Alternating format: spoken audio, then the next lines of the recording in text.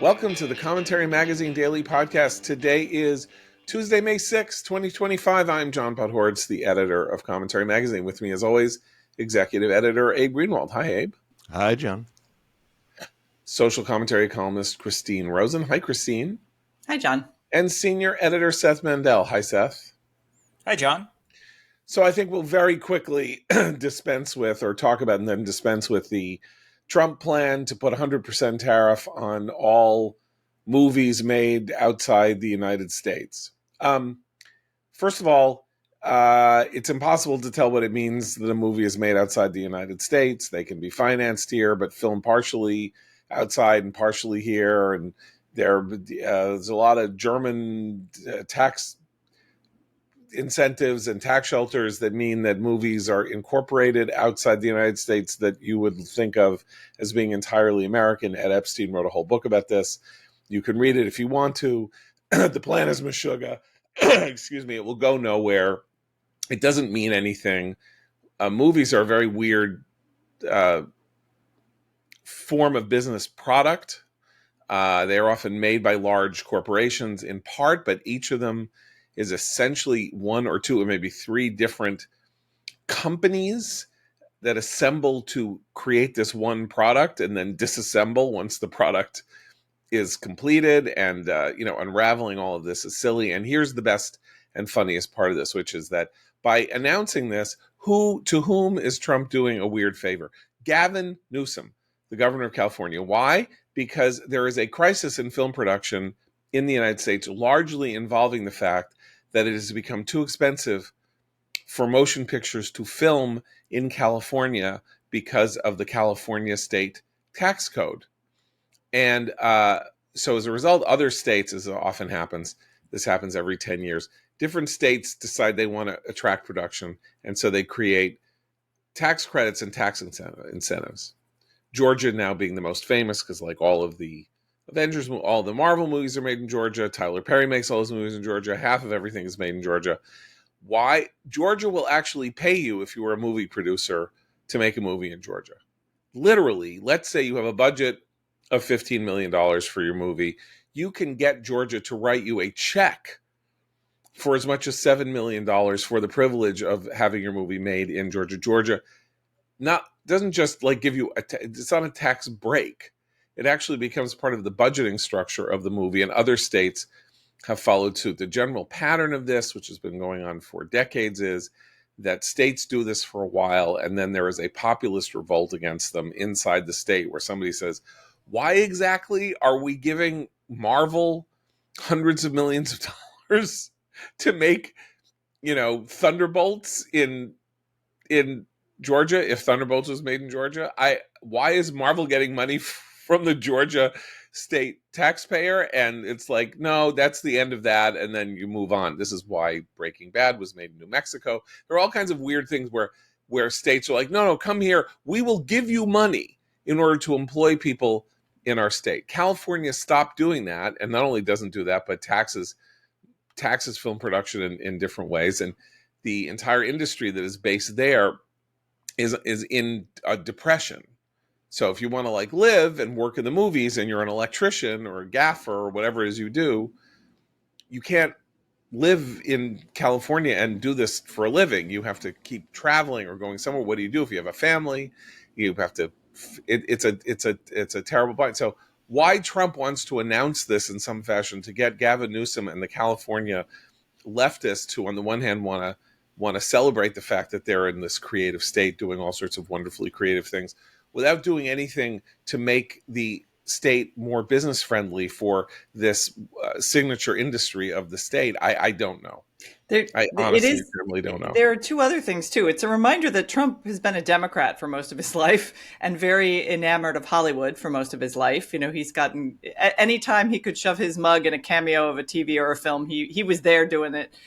But there's another side to this too, which is that nowadays a lot of the movies that, however they're cobbled together in terms of production, that are created by American companies do most of their business outside of the US. The international market is what keeps a lot of these films afloat. I think Inside Out 2, most of its money was made overseas. So there's also this question of, will there be reciprocal punishment if he actually gets any of this on board and enacted? So it's not just this issue of protecting the film industry in California and giving a handout to Gavin Newsom. It's the fact that then it might make it more expensive or less likely for movies to be made at all if we lose that international audience, or if we're punished in some way by the international audience. I mean, look, that's already happened. And if Trump really wanted to make a serious play and run or fight with China, one of the fights with China should not only be about high tech, but China picks and chooses ideologically what films and what sorts of things it will allow to be shown in China, which is, of course, now the world's largest film market, since it has 1.6 or 1.7 billion people in it. So much so that the highest grossing movie of 2025, which has made $2 billion, is something you have never heard of. It's called Ne Zha 2. It's a cartoon, some kind of animated adventure film, and it's made $2 billion worldwide, most of it in China, and you've never heard of it. It was released here a couple weeks ago. I'm sure it'll be on streaming. You can watch it. I'm sure it's unwatchable. Congratulations to China. But they will not allow, and they use their political leverage, they've used their for 15 years, to blackball Richard Gere, who can't get jobs in movies because he's a supporter of the Dalai Lama and the cause to free Tibet. Plots have been rewritten to brown-nose China, like in The Martian, which came out in 2015, in which China saves the day. China comes in and helps save an American astronaut stranded on Mars. And all kinds of stuff. The token Chinese actor or actress in lots of, like in The Meg. So you have one of the scientists has to be a Chinese woman or something. Exactly. Yeah. The best was Barbie. The trailer for Barbie had what looked like the 9-dash line separating in the sea between China and Vietnam, which is supposed to designate territorial ownership. And Vietnam and China contest this line. And the Barbie movie had like a crayon drawing of the world in the trailer. And the trailer crayon map, had like 9 dashes in the Pacific, and Vietnam banned the movie. They had to there's Vietnam. So Vietnam is now doing it too. Anyway, my point is there are things that can be done. They saw it as a sop to China is what I'm saying. Like Barbie had to take her crayon and give China territory, Yeah, fair enough. Hollywood always caves. By the way, that's a different. Well, Hollywood caved in the 30s to the Nazis. Look, they're low lives. They're low life. They're unprincipled. And by the way, you can tell how low life and unprincipled they are by how they deploy liberal politics as an effort to protect themselves. Sort of the Harvey Weinstein feminist system, right? It's like you go out and rape women for 20 years, give a lot of money to feminist causes, and then maybe people will leave you alone. So Hollywood is craven and politically repulsive in every possible way. And so this is something that they do. And if Trump wanted to say, look, China, no Chinese movie can come in the United States the way you don't let American movies come into the United States, drop all this and we'll drop that. But that's not, who knows what this is? It's his narishkeit about tariffs anyway. You can't tariff an individual piece of intellectual property because it's not owned by one person. It's not a thing. It's not like anyway, go ahead. No, he just thinks there's a tariff for everything. I mean, it's like, that's his approach. That's his plan. And maybe some will work. Maybe some will bring people to negotiate. Maybe he'll just let off some. Maybe he'll just threaten some. But that's that's his tool of choice. That's it. But again, he is serving. Now, this is the funny part. So the entire film industry has been screaming now for 2 years about the crisis in California over film employment, not just because of the writer strikes of a year and a half ago, which suspended all production, but because of this issue that it's increasingly impossible for film production to be done in California in any way that is cost effective. why he's coming in and saying, you know what, it's the fault of these foreigners. We'll do something to tariff it, rather than saying Gavin Newsom and the Democrats are driving this state into the ocean. They stink. Get them out, and maybe they'll do the right thing by your industry, Hollywood. Instead of coming after me, go after them. They're the ones who are ruining you, who let the Pacific Palisades catch on fire because they don't fill reservoirs, who are letting homeless people go around and, basically defecate in the streets of Los Angeles and San Francisco. Why he's decided to use this as part of his battering ram, in favor of tariffs with people who don't appreciate him, who are screaming in horror at the idea of tariffs on movies, because, it could mean that, Amelia Perez doesn't get a full distribution in the United States or something. I don't know. It's politically very odd. It shows, as I think Christine says, not only that he was a Democrat his whole life, but that he is motivated by factors and things that do not conform even with his own sense of what political policy should be. He wants to yell and scream about how liberals are all terrible, but it's always about how they're terrible in relation to something that he has a personal financial stake in, or his sons have a personal financial stake in, or something like that. Not about something real that is a political issue in the largest state in the country, which, if it could be moved for closer to the right or moved off the left and sort of toward the middle, the political consequences for the United States could be enormous. Imagine a California in which the Senate is potentially in play between Democrats and Republicans, or political districts are actually in play between Democrats and Republicans, though they have this weird jungle primary election system where, you can sort of win not as a Democrat. Nonetheless, he's weirdly changing the subject where he could be creating, fomenting a movement about the risks of having liberals with their liberal tax policies destroying industries within individual states, which is an issue in blue states everywhere, right? It is overregulation, overtaxation of businesses that cause them to flee and go to places where they're more welcome. The being welcome being shown by, let's just say, general lower tax rates, not necessarily specific to an industry, but like, it's half as costly for your workforce to work in Arizona as it is in New York State, or something like that.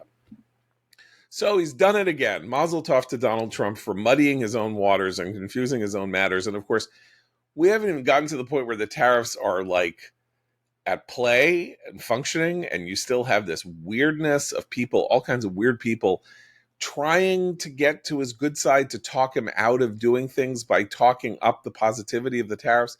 Yesterday at the Milken Institute in California, Mark Rowan, who was one of the heads of Apollo, one of the world's largest hedge funds, said he supported the tariffs, but wanted them to be yada, yada, yada. This is like, I'm playing 7-dimensional chess with Donald Trump. I'm going to say that I'm for the tariffs as long as they're managed more officially. Mark Rowan isn't for the tariffs. Like, literally nobody is for the tariffs except for 12 Michigan crazy people who write for the Claremont Institute. And so congratulations to all of them on destroying the world economy in favor of your idiot ideas.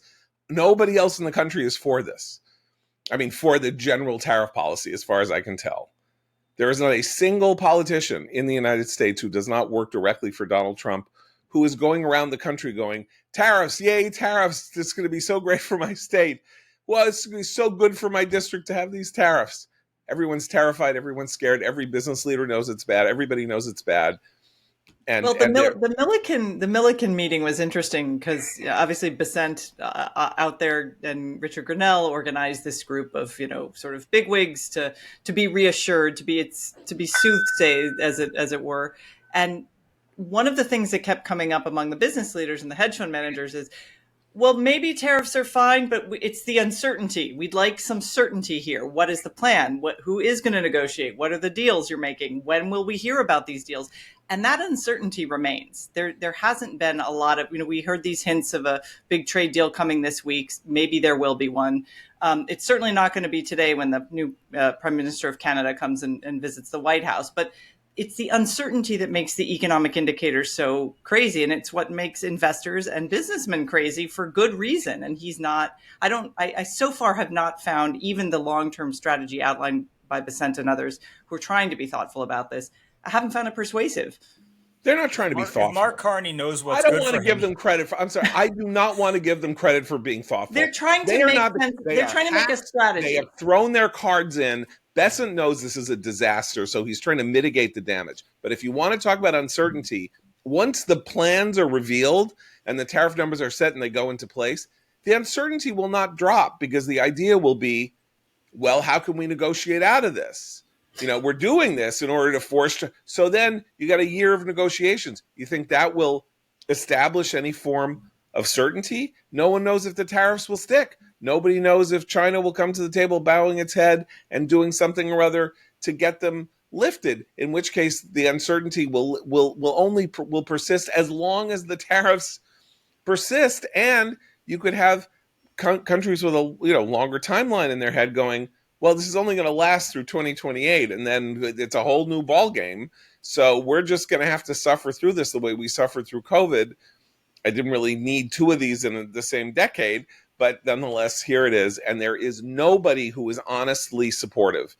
Nobody who, I mean, strikes me as being fascinating because we haven't really talked about this for weeks, but find me a person on this planet who thinks that what is going on here is a good idea. Well, I would say not about, if you're talking about just the tariffs, I think you're correct. But if you look at and I'm not in agreement with this, I do not, because I think too many things have to fall perfectly into place for this to work.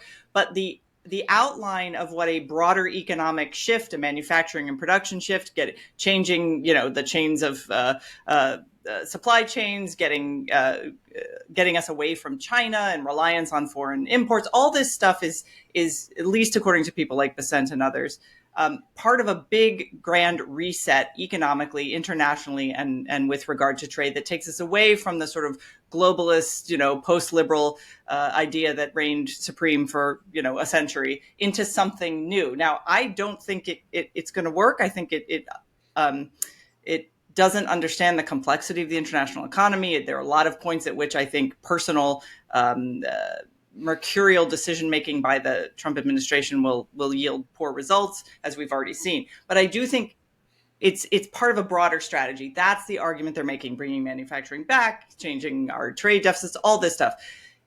Smart economists are still, I think, correctly skeptical. But I do think it's not just the tariffs. At least that's what they're arguing. But also it's not just that they don't have people. It's not just that business leaders don't support them. It's that nobody working for the president supports them except for Peter Navarro, and you can change policy when Peter Navarro is not in the room.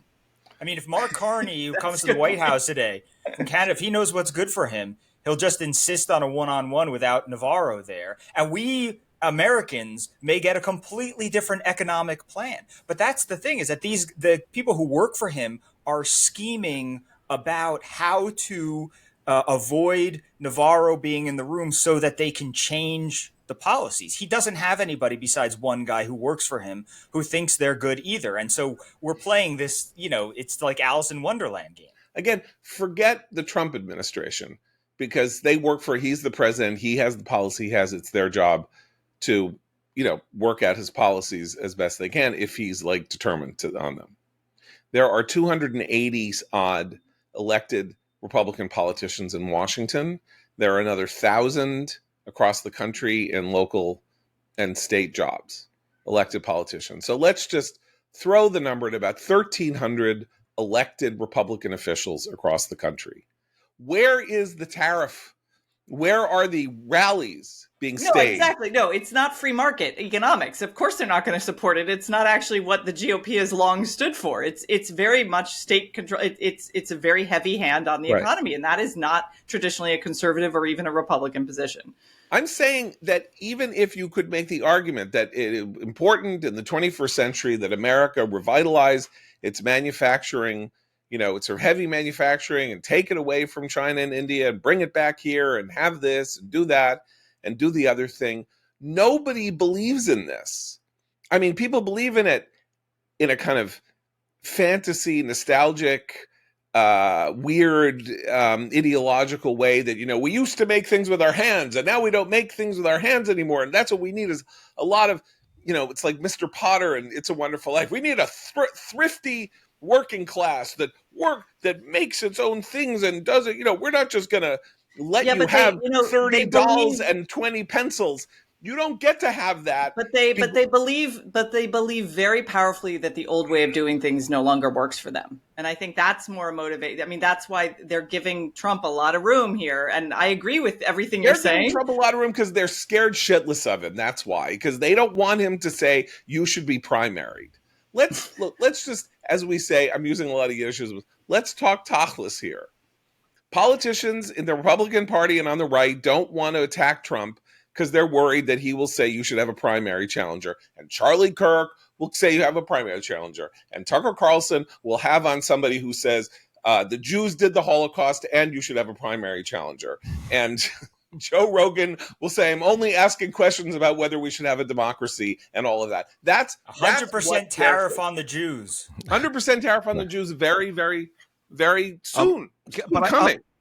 I'll say this about tariffs. Obviously, I'm not in favor. Not Trump. Trump does not want 100% tariff on the Jews. Tucker would like 100% tariff on the Jews, particularly Jews named Crystal would be his 200% tariff on Jews named Crystal and a firing squad.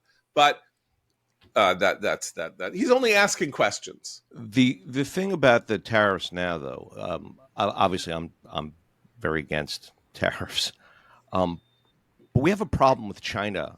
We have a new problem with China, which is that if we back down on the tariffs now, on the Chinese tariffs, we will have lost a face-off of our own making, and that is now that's a whole new problem that I don't want to have. So you're saying that Trump is barred Trump has put a gun to his own head and said, stop or I'll shoot. So if he puts the gun down, then he loses to China. And it keeps coming up, like in interviews, they'll say, well, the Chinese have said that they will not negotiate until you lower tariffs. Is this going to happen? And then Trump just talks gobbledygook because he's put himself in a bad position here. Right, but because we're having the wrong conversation about China when we talk about tariffs and industrial production. That's actually the wrong conversation to be having about China, even if you accept the restrainer's view from Elbridge Colby and others that we need to focus on China as a threat. The threat we need to focus on China is the geopolitical threat, not the threat to our supply, not how involved China is in our supply chain, which is a secondary issue, because that's also like the gun to the temple. If China says for some reason, we are no longer going to produce the iPhone for you, just for the hell of it, right? To see what harm we can do you. China is itself unbelievably dependent on the American supply chain. Like they can't bankrupt themselves by pulling out of the world economic system. They bet their entire 100 years of their next future on that very fact, since they don't have all that much of a consumer economy once they crack down on all of the freedoms that they were allowing people inside China. And they don't really have the revolution of rising wages and everything that they had 10 or 15 years ago. We should be focusing on China as a geopolitical, military, logistical threat and saying, what we're going to do? We are going to put sanctions on you for trading with North Korea. We're going to put sanctions on you for backing Iran. We're going to put sanctions on you for helping Russia. And we are helping the Houthis target right. American ship. Yeah, exactly. Okay. So we are all in favor of getting tough with China. Trump has chosen the worst possible way to get tough with China, as you yourself lay out, because it costs us too much to do it the way Trump wants to do it, aside from the fact that it's inefficient and stupid. And it's a stupid way to do it. And we don't care where we get our pencils. That's not really the issue. And just to get back to Besant and Christine's words about Besant, I mean, I know people have been saying this, but when billionaires start talking about what working class people should be able to buy their children at Christmas time and how expensive it should be, that's the sort of thing that causes socialism on the planet Earth. Billionaires learned this like 100 and 120 years ago when they really were sort of dominating the American economy in the earliest part of the 20th century, and backed way off when the pitchforks started to come to them. And they all started hiring PR people who said, our kids aren't going to inherit any money, and we only give them a dime's allowance, and I wear old clothes, and I drive a 10-year-old car because I'm not in this for the. Then it was all lies, but it was a way of trying to get themselves out of a world in which people were going to start saying, it sounds really good. 100% inheritance tax, that sounds really good. You stink, and everything about you stinks. When Besant and Lutnick and Trump and everybody start talking about the appropriate level of Christmas giving, they are walking themselves down into a ravine from which they will never be able to climb out, except, of course, if the Democrats pull them out. I agree with that. I mean, this is actually, and this has been a through line throughout the first 100 days of the administration, are these very wealthy and powerful people telling the average American, and for now, his base still seems to be tolerating that. But you do have on the left a sort of anti-oligarch uprising, which is hilarious because, of course, the Democratic Party is itself the party of oligarchs as well. So but their messaging is better. Their messaging is better about some of this stuff, and their representatives aren't making those mistakes. So I agree with you on that. I do not want to hear from anyone who has the wealth that these guys do, telling anyone that they should. It's fine to skip a Social Security check if we mess something up. It's okay if your kids only have $1. Yeah, that's obnoxious.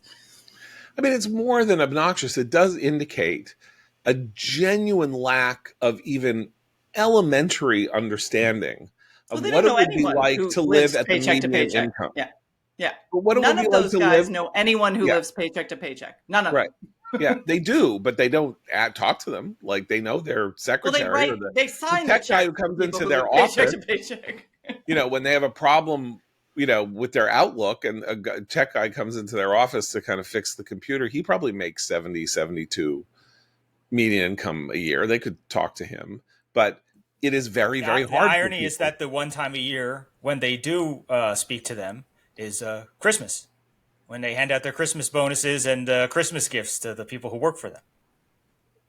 You're assuming that they're going to ruin Christmas by saying you can't buy dolls with this.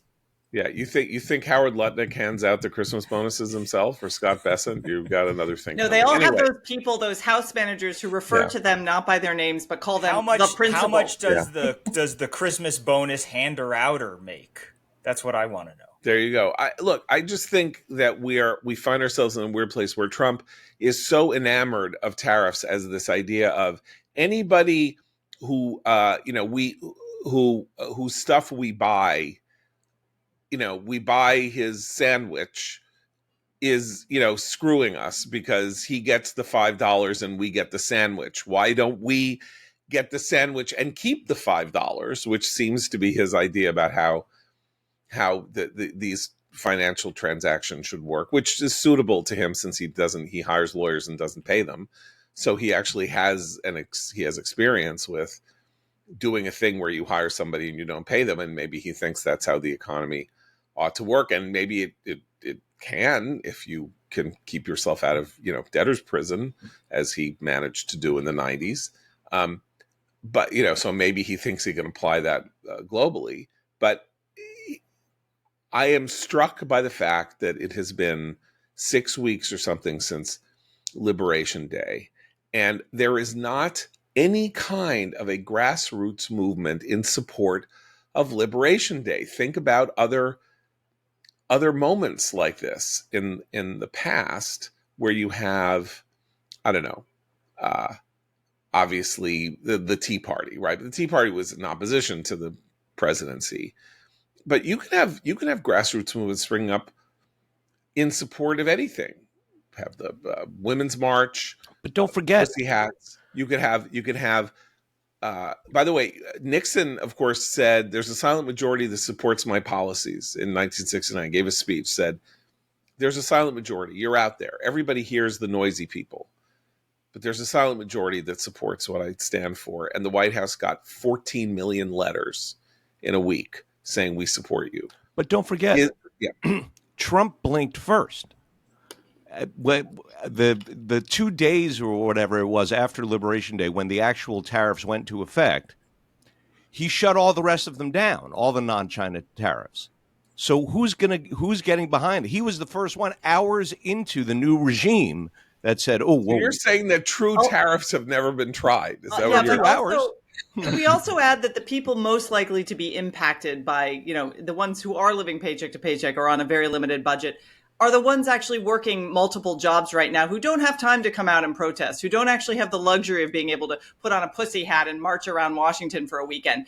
The people who control the cultural message on both sides are not people who are financially in dire straits. They tend not to. This was the whole argument when everyone was complaining about inflation, and the news media's response to the Biden inflation era was to say, "Oh, it's just not that bad. You're just overreacting." There's a version of that on the right as well, among the wealthy, sort of Trump elite, and that's also it's bad.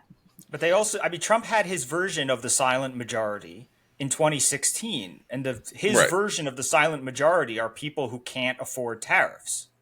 That's the silent majority. Right. But so I'm just saying, I am struck by the fact that there is no political movement that has been built, even like a sub-political movement or a offshoot of MAGA, outside, again, of websites run by people whose names are like Stone Age batshit crazy guy, or, industrial age pedophile or whatever, who are writing in favor of these policies. It's great to do it pseudonymously and to hide in a cabin in Livingston, Montana while you're doing it. That's great. Congratulations. There is no political support for any of this. And as Abe says, he did it to himself. He's doing it to himself. And now he's doing it in a way that, though I don't think it's going to work, because Gavin Newsom can't say he supports anything that Trump stands for, but he is doing it, to finish up where we started, in a way that lets California off the hook for destroying its own entertainment industry with its own regulatory and economic policies, where that could be a political opportunity for Republicans to make inroads in a state that they once had a very, very important stake in, and from which the most successful Republican president in the last 100 years emerged as the most conservative governor in the country. That was 60 years ago. I know 60 years ago is a long time, and I'm not saying that you can recreate the California of Ronald Reagan's gubernatorial terms, but it wasn't 200 years ago. It wasn't 500 years ago. So there's that. Okay, let's move on to apparently word is that the Israelis may have just destroyed. We'll see this later. May have completely destroyed the airport in Yemen, in the capital of Sana'a, like in response to the errant Houthi missile. I say errant. I mean, it was errant by 75 meters. Had the missile hit 75 meters closer, thousands of people would be dead in Ben Gurion Airport in Israel. So the Israelis have now taken their shot. And it's interesting for 10,000 different reasons, which raises these questions. Like, the United States has been in a shooting war with the Houthis now for close to a year, and has been bombing them very relentlessly for 2 months. And it does not seem to be having any kind of effect except to enhance their power and authority and allow them to figure out how to shoot a missile that evaded Israeli defenses and nearly destroyed Israel's major airport. Do we stink? Like, are we bad at this? How is it that we can be doing this against this 2-bit terrorist group in this 4-bit country, and we haven't destroyed them yet? Like, what the hell is going on? Why are we so bad at this? How can we now look at this and not say that our efforts to hit the Houthis have been an exercise in extreme incompetence? Yeah, I agree. I brought this up yesterday, and it's not like we don't get any sort of like facts on the ground updates really about what's going on there either. It's not like other areas of conflict where you sort of know the lay of the land and because the Houthis aren't the government. They're not there, and so no one knows what you'll hear. A facility was took heavy fire, or a port, or that. But we have no real understanding. We just know things keep blowing up, and the Houthis keep coming back. So Right. I have no grasp of what's going on, and I'm Right, not 'cause the not sure Houthis- that they do either. Yeah. Yeah, because the Houthis basically so they took the capital, and so the capital has a large airport, as capitals do, but it's held by this band of Iranian supported putschs. Basically, they just like waltzed in and took over the capital, and so the reporting is like Israel or the U.S. smashes the major port in Yemen. The smashes the major airport in Yemen. This is how people come and go. And it's like, who specifically is coming and going out of the airport controlled by the Houthis? Please explain to me what, that's why we get these updates where it's like the Houthis are this sort of like gaseous thing floating through the air in Sana'a, when in fact it's like, no, they hit the Houthis airport because the Houthis control the airport. That's what it is. It's like when Hezbollah controlled the Beirut airport in the past, you were hitting Hezbollah's airport. And it's much more so the case with Sana'a, because I don't know how many people who are not the Houthis are going in and out of there. And we know that they're also, the point of the ports is that, they have this piracy ring where they are extorting companies to pay them to travel through the Red Sea and the normal shipping lane, so they don't have to go 10,000 miles out of their way and all this other stuff. So it's like this is essentially a Houthi economic military base that was hit, and the reporting says it was a humanitarian catastrophe because the biggest airport in Yemen has been hit. Right, and as you say, it's not really theirs, because it's not like they've relocated all of their facilities and everything is out of there, and so you hit it. It's like the Death Star, and you destroy them by getting into that one little hole and blowing the whole thing up. It's like opportunistically they now have control. But Israel had to do something. Israel did this. This was Israel's strike, not America's strike, and so it's very weird. Like, the point here is, let's talk about what we're doing. So we're trying to hit the Houthis. They're firing $2,000, drones at Israel, and we have a boat, and it has to take a sharp left turn, and an F-16 falls off the side of the ship at a loss of $70 million. That's the calculator. The United States is battling a force that spends a couple $1,000s per missile and has now, spent hundreds of millions of dollars ineffectively trying to stop them from doing what it is that they have been doing. This long-range terrorist strike capacity that they have developed 900 miles away from Israel, right? It's not Beirut. It's not the Sana Valley. It's not, it's not Lebanon. It's not Gaza. They're like way far away. They're many, many hundreds of miles away. And they, as Hamas becomes increasingly ineffectual and Hezbollah becomes increasingly ineffectual, they almost took out Ben Gurion Airport.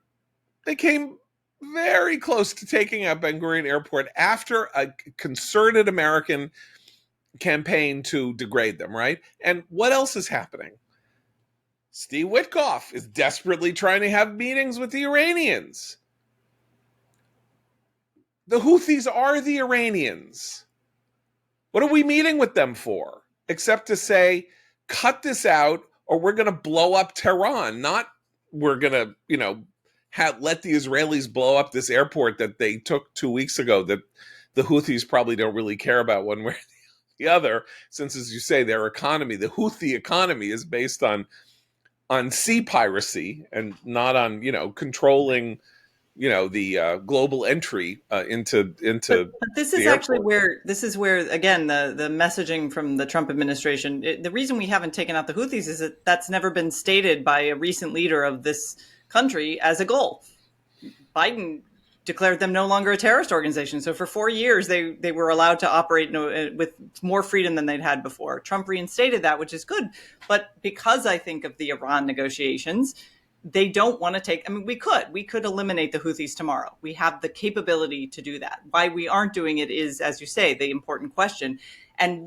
But all the Iranians have to do is play the long game here. This is the problem of having a one-term president baked into the system. They just have to wait him out, and they just have to negotiate with someone like Witkoff, back and forth and back and forth.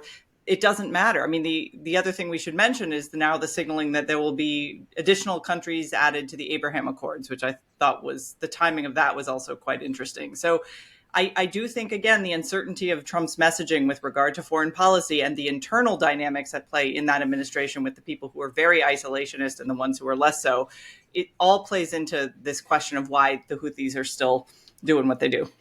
That's why Carney's in the White House, by the way, today. Canada is going to be added to the Abraham Accords. It's very exciting.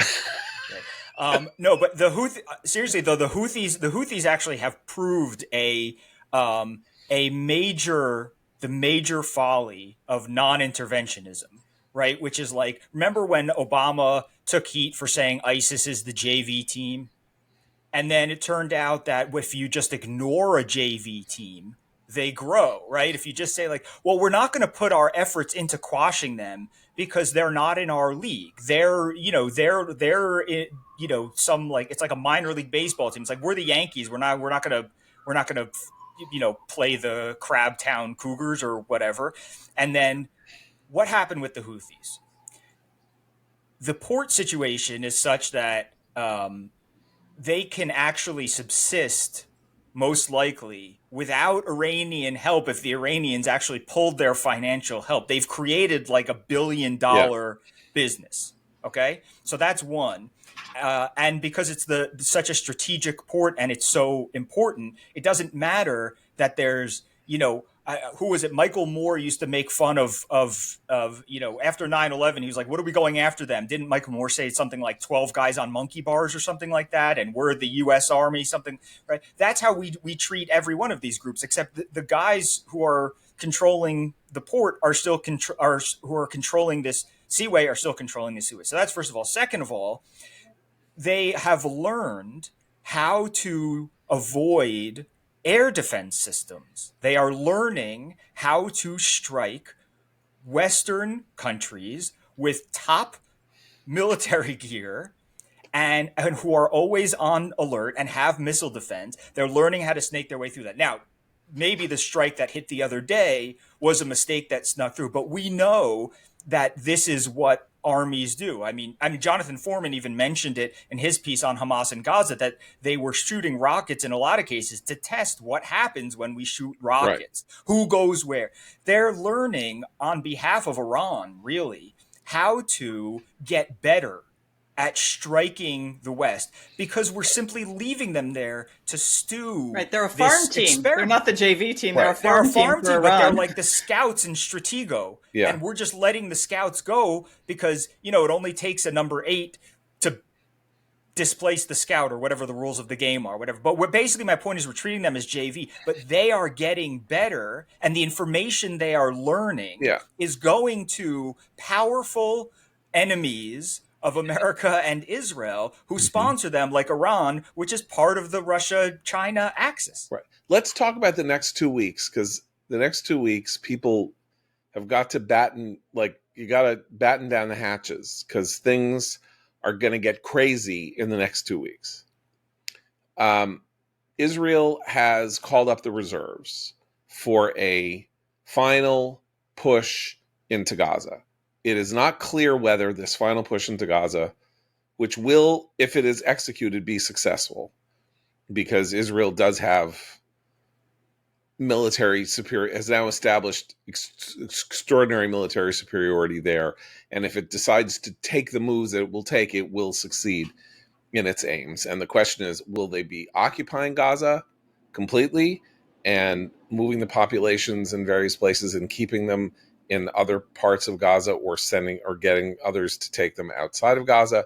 Will they stay there permanently? Will there be some form of annexation? Depending on how right-wing a politician in Israel you are, the larger the claims for the for the world historical nature of what would happen with this final Israeli push will be. It is not what Netanyahu is saying. Netanyahu is saying we are going to defeat Hamas and get the hostages home. And this will require us to occupy parts of Gaza for a time. That's what he's saying. Other members of his coalition are going further. But he has said we are going to do nothing until Trump leaves the region. Trump is going to the region for a Gulf states cooperation meeting next week. And I think he leaves on the 16th or 17th. He'll be there for 3 days. This is where the talk is that there will be some form of Abraham Accord action, maybe on the part of the Saudis or others. I think that that is a pipe dream. Saudi Arabia is not going to sign the Abraham Accords until Hamas is dead. I think it's very clear they need Israel to conclude what is going on in order for them to take the final step that they want to take in order to achieve normalization with Israel. In the meantime, at the same time, Steve Witkoff is supposedly negotiating over Iran. And what he's negotiating is incredibly unclear because he's saying he'll have a deal. And Marco Rubio, who is now the Secretary of State, the National Security Advisor, the head of USAID, the National Archivist, and, as somebody said, he is now doing all the jobs that Americans won't do, right? Or he is, leave it, as somebody tweeted, like, leave it to Trump to get the one Hispanic guy in the cabinet to do 5 jobs. It's like Heyman, the Jamaican sitcom on In Living Color, where they all have 12 jobs. So Rubio now has the 12 job. Rubio is saying no enrichment, nothing. Rubio is saying the entire Iranian program has to be destroyed. And you know what they'll do if they want to have a civilian nuclear? They'll do what everybody else does, including the United States, by the way, which is buy the uranium from abroad under harsh cost. If they really want a civilian nuclear program, they'll do it the way everybody else does it. Nobody else creates their own uranium unless they're creating it for wartime purposes, and we will stand for no less. Witkoff seems to be going there with some separate agenda to make whatever deal that he can make, which is weird. And Trump said both on Meet the Press, right? On the one hand, he sort of sounded like, and you guys talked about this yesterday, he wants a deal. And on the other hand, he said, we don't know of any civilian nuclear program like this that doesn't mean war. And we don't want war, so we're not going to let it happen. Which then dovetails with the question of what is Israel going to do about Iran? Maybe the Witkoff thing is a final push to say, look, make a deal, just kill your program, buy the uranium, we'll drop the sanctions, and you can have a civilian program and we'll monitor it. But if not, kaboom. There, you know what happened 2 weeks ago at your port and stuff like that. You ain't seen nothing yet. No. We know the Israelis did it. The Israelis did it, and we're going to either give them what they need to do it themselves, or we'll be part of it, or whatever. We're giving you one last shot. Maybe that's happening. Maybe it's not. It's all very confusing. And finally, supporters of Israel have got to toughen up, get cool, and keep cool. Because if you think that the talk about genocide and starvation and all of that has been going on for the last year and a half has been very hard to battle when you have to have conversations with your friends who are like, why are they doing this to the poor suffering Gazans? Again, you ain't seen nothing yet. The rhetoric that has already started, this giant New York Times story about children starving, and the Pulitzers now giving various Pulitzers to people talking about the monstrousness of the Israeli behavior in Gaza. Remember, the Gazan population, even at the same time as over the last 6 weeks, we have learned that 25,000 fewer Gazans have died in the war, according to the Gaza Health Ministry or whoever, than they claimed a year ago. And that 70 to 80% of them are military or would be considered, combatants. Military age, yeah. The Times actually now does state, I read it over the weekend, I could not believe my eyes. They said, according to the Gaza, health officials, which don't distinguish between civilian and military casualties. I was shocked to see that phrase. That's a tiny bit of progress in reporting. But they say in those same breath, I mean, I don't know if I didn't read this story. Maybe this story avoids that, but there have been countless stories over the past year and a half that have said, 50,000 Gazans have been killed, 90% of them women and children. Women and children. Right. According to the Gaza Health Ministry, which doesn't distinguish between civilians and combatants, like in the same sentence. Yes, They so say they still women say and children can't be reportedly. combatants, right? Anyway, but the point is that it's gonna get really, really bad, and the campus activism is going to kick in around Friday. If you think, just as school is ending, that happened last year, right? We're getting into finals week, so people love to, for some reason, not, would love to have their finals canceled. Anyway, there's going to be demonstrations, rallies, marches, propagandistic articles, the likes of which we haven't seen, and I'm hearing it from people who are supporters of Israel who have been losing heart. It's been 18 very long months, and there does not seem to be a result or a resolution, and they're losing heart, and it's going to be very bad because there is going to be this break of 11 or 12 days in which Israel has basically made a public promise not to move until Trump leaves the region, and that gives the protest movement a 10-day free shot at roiling up world opinion and trying to sort of destroy the consensus even among supporters of Israel that the final push into Gaza, which might be accompanied by some form of hostage release or hostage rescue. Anyway, it's so things are really nuts. The fact that Trump is going there in the middle of this is nuts. It's nuts for him to be going while there's a shooting war with the Houthis, while the Houthis are hitting Israel's airport. Israel is now basically going to be in an air war with Yemen, or with the Houthis in Yemen, and they're blowing stuff up in Iran and in Lebanon. And just wait until Israel really does reoccupy Gaza. But I think, this is the weird. I think it's worse before they do it. I'm sure you're right. Once they do it, it's a fact on the ground that will then have to be dealt with. And Seth wrote this fantastic blog post yesterday. I commend to everybody at commentary.org about how Israel has announced that it is creating a new modality to distribute humanitarian aid to people in Gaza, designed to keep the aid out of the hands of Hamas so that it can't feed itself with international aid supplies. And all of the NGOs are boycotting the Israeli efforts. And of course, they are, in fact, open supporters of Hamas. And there is no reason any longer to pretend that they're doing what they're doing simply to help the suffering people of Gaza. Their idea of helping the suffering people of Gaza is to help Hamas win or prevail over the Israelis, and to use the food aid as a part of the weapon in that effort. They'll have the help of the Pope Mobile now, because of course the former Pope has now donated his Pope Mobile to be a mobile clinic for Gaza. Yeah, which means that I was sure he was going to give the Pope Mobile. I was sure he was going to give it to Cars for Kids. But he wouldn't give it to Cars for Kids.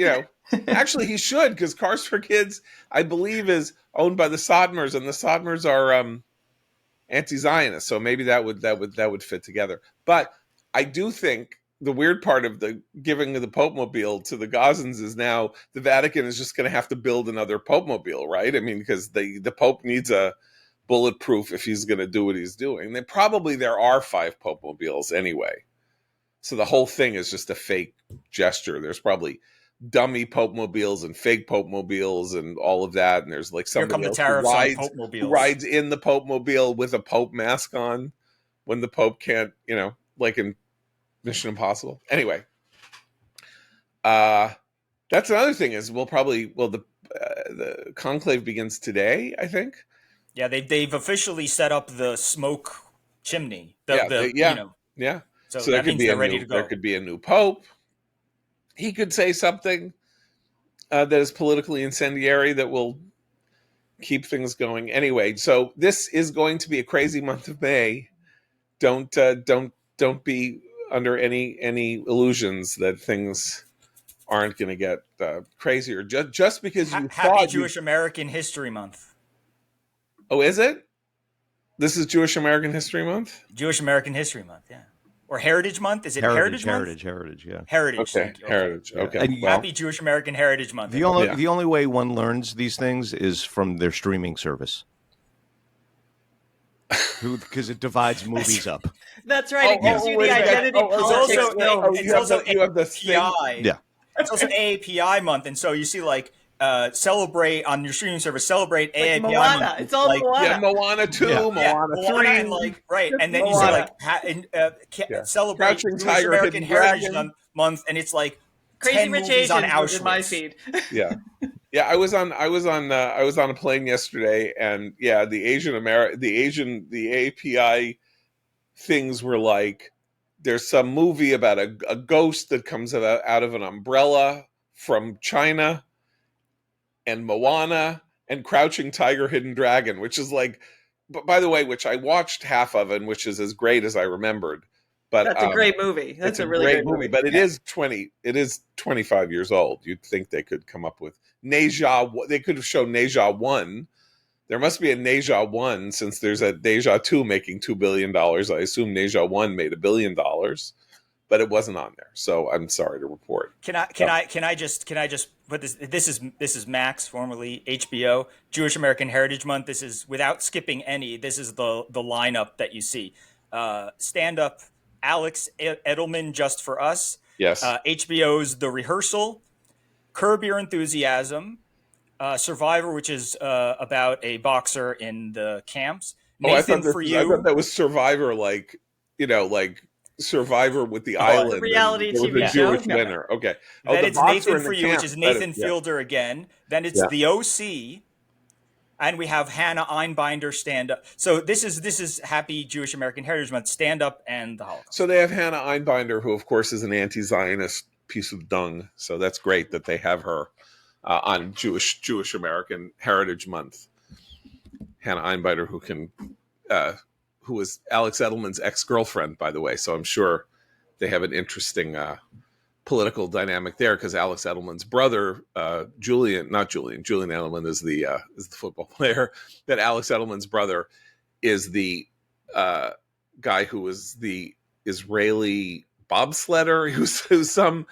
He's an American from Massachusetts, and he's been a very vocal Zionist tweeter, and was one of the people who discovered last week that one of the people shrieking at him for supporting Israel in the week after October 7th was none other than our good friend, was either Mahmoud Khalil or Mohsen Hitler, or whatever his last name is that I can't remember. And by the way, Julian Edelman is also a huge Zionist and pro-Israel. He is. But what is his brother's name? What is his brother? AJ Edelman. Right. AJ Edelman, the Israeli volleyballer. Okay. American Israeli volleyballer. So we got a big breakup conflict on the Max streaming service between playing Jewish Geography on HBO. Hannah Einbinder and her ex-boyfriend Alex Edelman, whose brother, I'm sure, is not happy with his brother's ex-girlfriend, as I am not. And I don't like hacks anyway. I know Christine likes hacks. I don't like hacks. I do like the fact that she is a very unattractive character on it. Yes, the Hannah Einbinder character is not fun, but I'm in it for Jean Smart. That's okay. And I think Jean Smart is horribly miscast. So, but I'm the only person in America who thinks that. So, okay. I'm going to make a quick recommendation, and we can go. My quick recommendation, again, a plain movie, but it is streaming everywhere, is a very small, extraordinarily sharply observed little movie called Millers in Marriage by the writer-director Edward Burns, whom you remember 30 years ago made The Brothers McMullen, one of the original sort of indie sensation movies. And, kind of a movie star, like had made a lot of big movies as an actor, but throughout his entire career has been making these tiny little independent films for a couple 100,000 about New Yorkers, Long Islanders, people live sort of slices of life. They're very modest. And this is a movie about three siblings and in their 50s, each of whom has a long-running marriage that is foundering or is on the rocks in different ways. Juliana Margulies plays a successful writer who's more successful husband writer, has writer's block. Burns is a painter who has a crazy ex-wife and a new girlfriend who sees he can't get away from his ex-wife.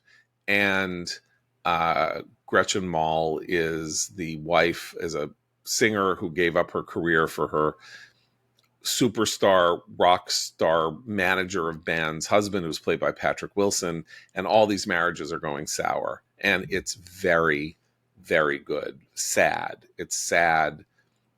It's incredibly truthful and serious, and I recommend it. Millers and Marriage. It's like Your Friends and Neighbors on Apple TV, but way better. Just put it that way. Ed Burns also, he's now a novelist, by the way. He wrote a novel based on his life growing up in, I guess, in Irish American. Yeah, in Brooklyn, I think. Brooklyn or Queens, yeah. His dad was the press spokesman for the NYPD, I think, or something like that. Anyway, it's a very good, very interesting, very small movie, Millers and Marriage. So we'll be back tomorrow.